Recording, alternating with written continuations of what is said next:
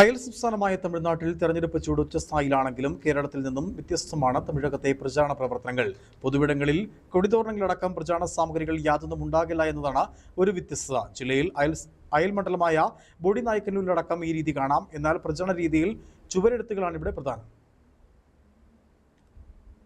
അയൽ സംസ്ഥാനമായ തമിഴ്നാട്ടിൽ ഇനി നിയമസഭാ തെരഞ്ഞെടുപ്പിന് മണിക്കൂറുകൾ മാത്രമാണ് അവശേഷിക്കുന്നത്. പകൽ ചൂടിനെയും മറികടന്ന പ്രചാരണ ചൂടിനായിരുന്നു തമിഴകം സാക്ഷ്യം വഹിച്ചത്.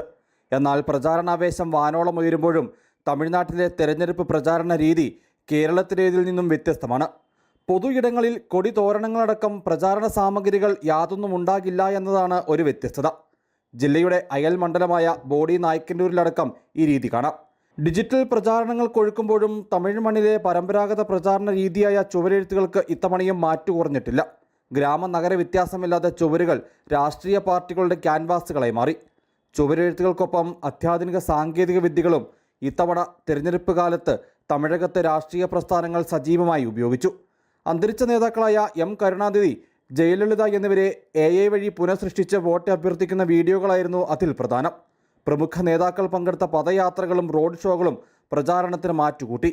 സോഷ്യൽ മീഡിയ റീലുകളിലൂടെയും ഇൻഫ്ലുവൻസർമാരിലൂടെയും യുവാക്കളിലേക്ക് എത്താനുള്ള ശ്രമവും രാഷ്ട്രീയ പാർട്ടികൾ നടത്തി.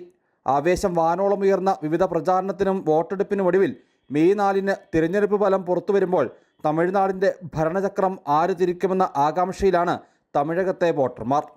News bureau, Adimali.